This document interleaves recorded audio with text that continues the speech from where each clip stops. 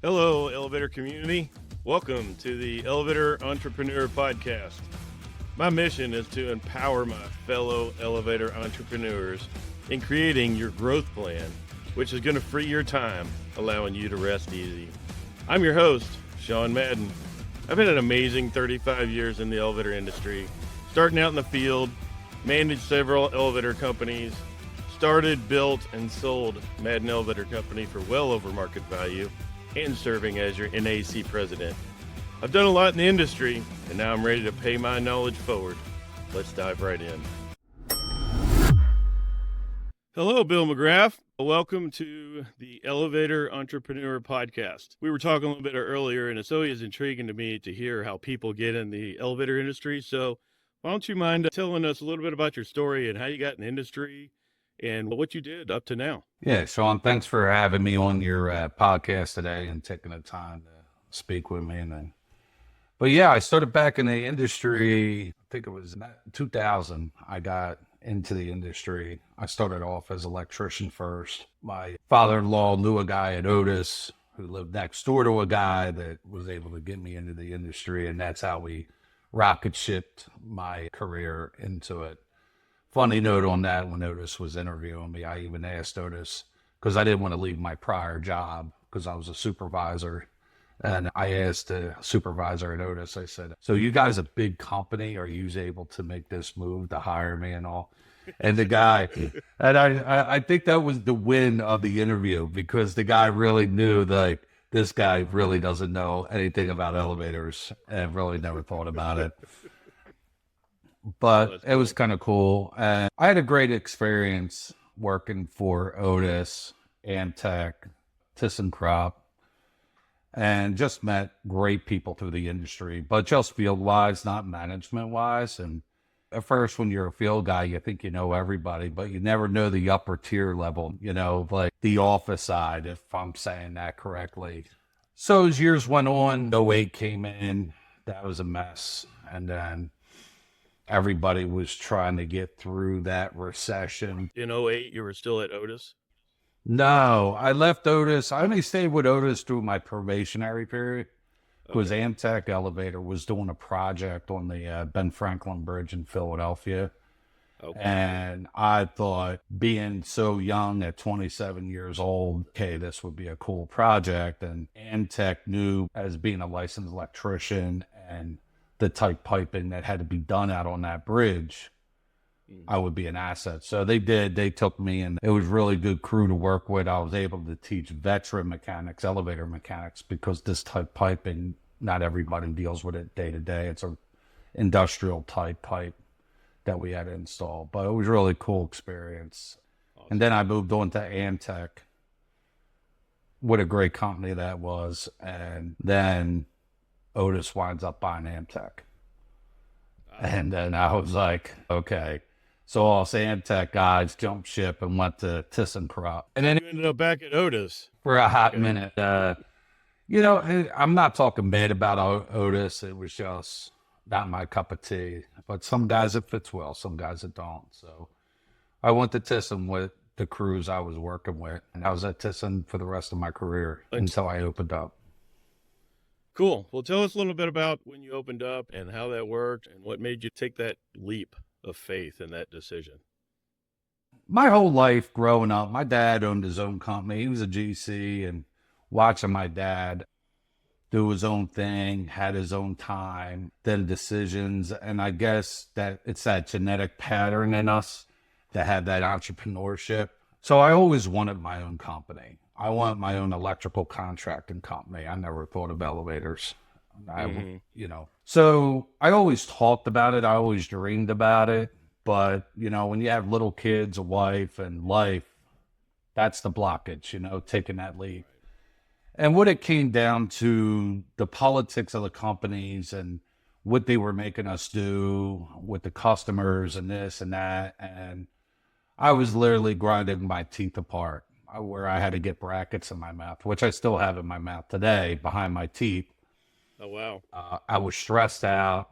I was probably smoking damn near 2 packs of cigarettes a day, and it was about survival. So my wife says to me, why don't you try it? You're 40 years old. Let's do it. And so we had a family meeting with my children. They were young, but the belts are going to get tight around here real fast. And, my kids understood. They were like, let's do it. They were excited. I think my son was in 8th grade at that time. And we did. So I went on the motto of my business plan was I'm going to do the complete opposite of what the majors are doing. And I'm going to run off that. That seemed to be a common MO in a lot of independents that go start as they get frustrated with some of the decisions that are made. And it's not necessarily the people or the office. It's some of the bigger corporate decisions. But no, that's a great story. Thanks for sharing, Bill. And we were talking a little bit earlier about, the challenges that you face in business, and as an elevator entrepreneur, there's always challenges. So tell us a little bit about one of the challenges you faced and how it came about, and maybe a little bit about what you did to solve it. A lot of it in the beginning, your first challenge is, how am I going to get business? What am I selling? Who am I? And that's where we went into the branding of South Jersey Elevator. Our whole emblem has a whole meaning behind it.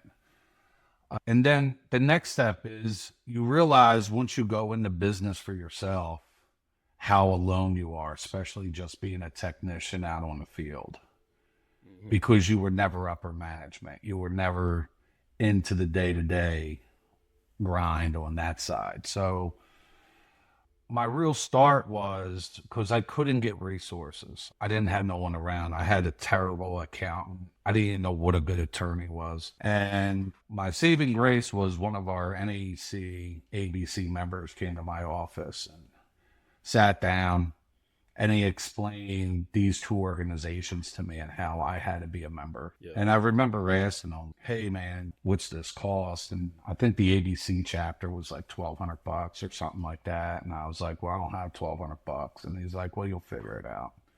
Yeah. And I did. Yeah. It opened up our relationship. And then he got me started with my education. I was able to call him and opening up that tunnel. It amazes me how many people in the elevator industry, they jump out and start and they don't really know that there's these resources. Like NAEC has a lot of resources. I was fortunate because I came up in the industry and I knew about NAEC, and I had been to events, and I was a supervisor manager for other companies. So when I started, I knew how much they could bring to the table. And I was also a member of ABC and part of the original early ECC Mecca groups. But those groups were really instrumental in helping me realize that there's people out there that can help and support. Matter of fact, I think that's where we first met. Yeah, by the political thing in Washington, D.C., or no, it was Trump's first speech or something. Yeah. And me and you sat next to each other like the two children at the table. Yeah. Now look at us, right? Yeah. You got microphones. I was watching a plane fly down South Jersey with the South Jersey Elevator hanging off the back of the plane, which was pretty amazing. But what kind of challenges? Like, did you have a specific challenge that you were like, man, this is just something that hit me? What did you do to solve it? Can you tell us a little bit about that? Well, yeah, once I started getting the customers and everything, now you're dealing with the financial problem, the cash flow, the managing problem. And that's where the struggle became real fast. Because, when you're an employee your whole life and you're just used to taking a check every Friday, right? Pending if the company was paid or not, you still got paid. So it was that type of challenge. And really talking through other different industries to the other organization, everybody said, hey, you got to get yourself a business coach. You got to start interviewing business coaches. And I was like, well, how the hell do you even do that? And I was like, well, who's your business coach? And they're like, oh, yeah, you're not getting my business coach. They kind of hoard them, too. Like, like, yo, what's your girlfriend's name? Yeah, you don't need to worry about that right now. You ain't calling her. Yeah, exactly. But luckily, I met the gentleman who I have now through a guy who was getting his car fixed at an auto mechanic shop and got talking to my guy. And these two get rapping, and he's like, oh, I have to connect you with someone that's looking for a business coach. which they like being called business advisors, not coach. They get real testy real fast. I still call mine the coach just because we became that friendship now, just to tease them. But he really opened our eyes up to quality control, cash flow, how to look at the numbers right. He had to reset my brain, and we're a family business. So now with my wife being here and my son being here, he's also our referee, especially when you're working with the wife. She's never wrong. Yeah. So we have to understand this. So that was a big game changer for us. And I preach that to any, doesn't matter what business you're in, big or small, people say, oh, I can't afford that. I can't do this. And I used the same line that was told to me when I said I couldn't afford the association fee. Well, you'll figure it out.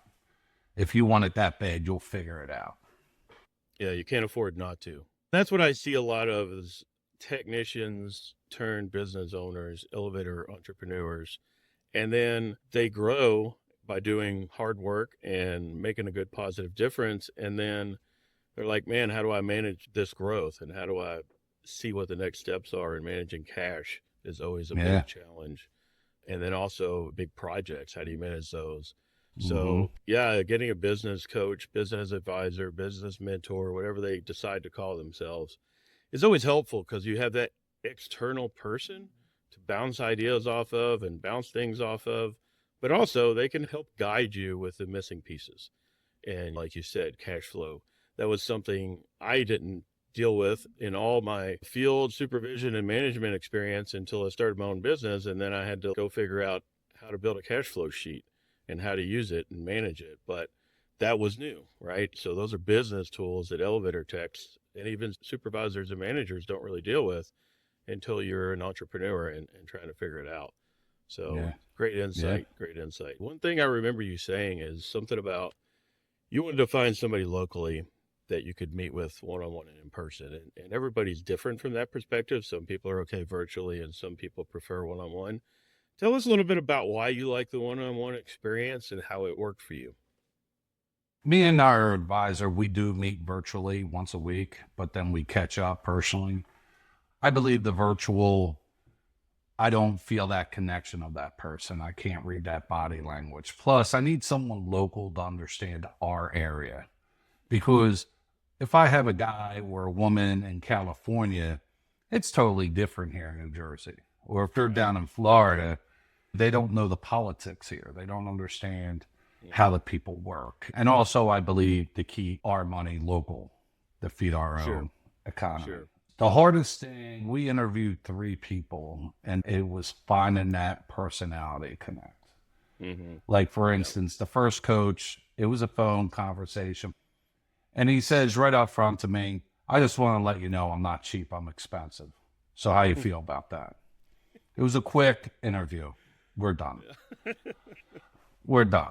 It wasn't about, hey, this is what I could do for you. Right. It was just about his cash flow. So I was like, all right, this is a nickel dime guy. I'm out. Right. He was the only one that came to my office. He drove an hour and a half to come to my office due to traffic and all.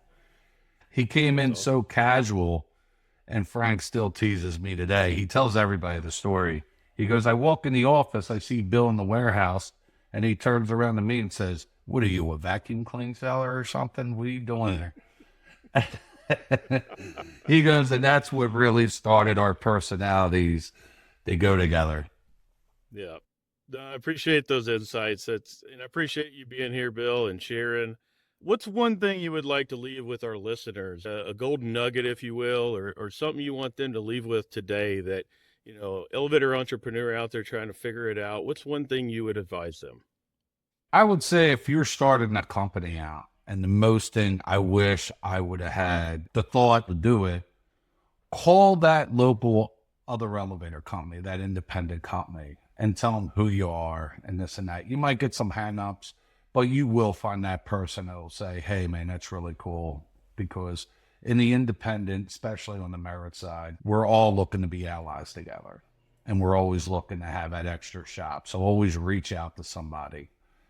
No, that's great insight. And it's interesting because a lot of times people are worried, that's my competition and they're not going to want to help me. But the fact and reality is that there's so much work and there's not enough great companies out there.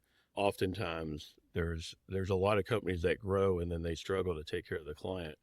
And so if you just find the ones that you can communicate with and that can help support you, you can be allies and help each other. And sometimes that's really beneficial and helpful. So many people I've met in this industry, so many elevator entrepreneurs have been open to meeting and talking. And even if we're in the same market, we try to help and support each other. Because at the end of the day, we're trying to support the riding public. We have people's lives in our hands every day, and we can't do everything ourselves. So we need to pull together as a team and as an industry and help support to make sure that they have safe, reliable elevators. Right. Well, great, Bill. I sure appreciate your time today. This has been a lot of fun. Great hearing your stories, and have a great rest of your day. And thanks a lot. Thanks, Sean. Thanks for having me on. Appreciate you. See you, buddy. Thank you for listening to the Elevator Entrepreneur Podcast. I truly hope this information helps my fellow elevator entrepreneurs to build your growth plan so you can free your time, allowing you to rest easy. If you need help getting your elevator business organized for growth, I've created tools and templates inside my favorite business operating system that you can access for free. Plus, you can have a 30-day free trial of the software. Just head over to elevatorstrategichub.com/EBOS. That's /EBOS to get your free access, or you can click the link below. Thanks again. I'll be back next time with a brand new episode on the Elevator Entrepreneur. Until next time, stay safe out there, and I will continue to empower my fellow elevator entrepreneurs.